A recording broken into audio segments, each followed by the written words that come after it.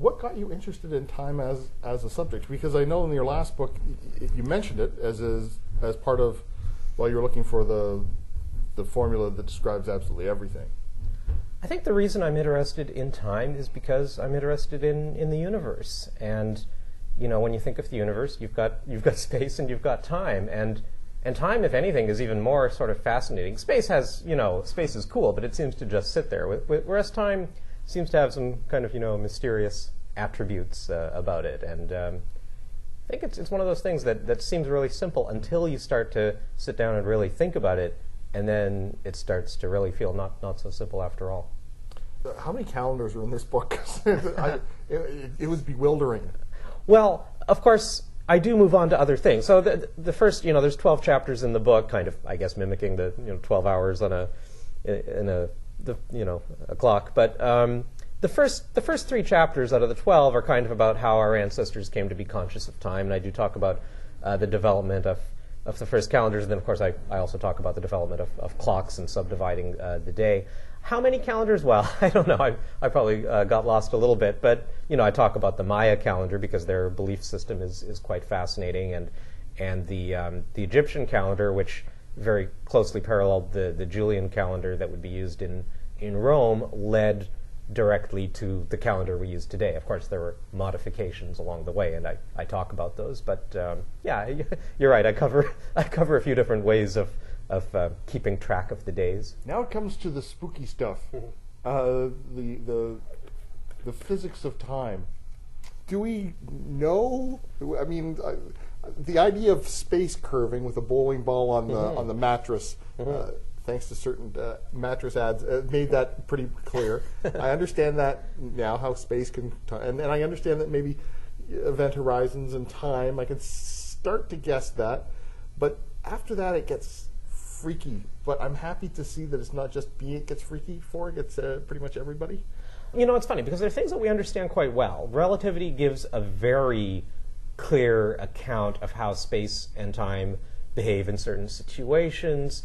The warping of space and time by gravity. This was famously demonstrated by Einstein during a by the astronomers checking Einstein's equations during a solar eclipse in 1919, and it was a success. And this is actually what made Einstein a household name.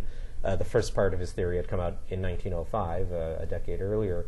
So there are things that we understand very well. Quantum theory, of course, the other sort of half of modern physics. And it's all just fine and dandy as far as it goes. And the only difficulty is that it doesn't seem to address what we sort of hoped it would address.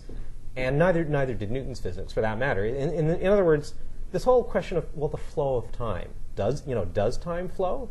Now, maybe it doesn't, and then everything's okay. But we sort of have, at least, I think, in our imaginations, this idea of time kind of flowing by like a river. And if you want to preserve that metaphor, then it's kind of reasonable to walk into the physics department at your local university and ask them for some help in illuminating that. But they can't really do it. It's not their fault. I mean, the physics doesn't. There's nothing in the physics that addresses that, and that might just be something we have to get used to. Like Catherine Janeway, I love temporal mechanics. First of all, everyone loves time travel, don't they? And I think, so okay, there's a question as to whether time travel might somehow be possible, or does it violate the known laws of physics, whatever, which to some extent we can kind of put aside. But the short answer to that is that we don't know, and in fact Einstein's general theory of relativity, our theory of gravity, actually suggests that these curved paths through these high, well, we know there are curved paths through space-time, but the question that these paths could be so curved, either in the proximity of a black hole or some other sort of exotic, these are not like everyday scenarios, but exotic scenarios where there's a lot of matter kind of concentrated in a small space, maybe you can warp space-time enough so that there actually is a path that lets you go back, and then you would actually sort of encounter the past, right? Something you had already encountered before. So there's actually, I think people may not be aware of this, there's nothing specifically in the laws of physics that prohibits time travel. There's no axiom or law that says this is impossible. There's no like the speed of light is the absolute. That's right. There's no equivalent to that. So that's, I guess, let's say the good news. Now, granted, there's no guarantee that you can actually build it. I mean, there could be any number of other insurmountable obstacles to building something like that, or you could hope that one occurs naturally, or of course what the science fiction writers like to do is assume that a more advanced civilization has already built it, and then you just have to stumble upon it, and so on. And there are lots of little things like, well, you still actually can't go back in time beyond the time at which the machine was created, blah, blah, blah. So whatever. The science fiction writers have ways of working around that. But I think, and obviously I do talk about that because it's good fun, but what I think is even more fun is to look at the what-ifs, right? So you have to imagine, the wormhole is there and you have free access to it, blah, blah, blah. Then you get into the conundrums. Then you get into the grandfather paradox and some of the possible resolutions of that, which I try to go into in, I think, some detail.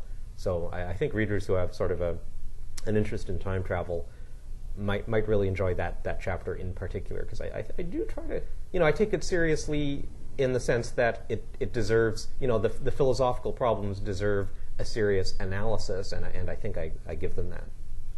I don't know much about time, but I do know we're out of it, at least for this interview. Sorry about that, man. No, that's great. You've accepted that this is part of time. Time does seem to flow by, even if the philosophers say it doesn't. The book is In Search of Time, Journeys Along a Curious Dimension. I've been speaking with the author Dan Falk, and In Search of Time, published by McClelland and Stewart.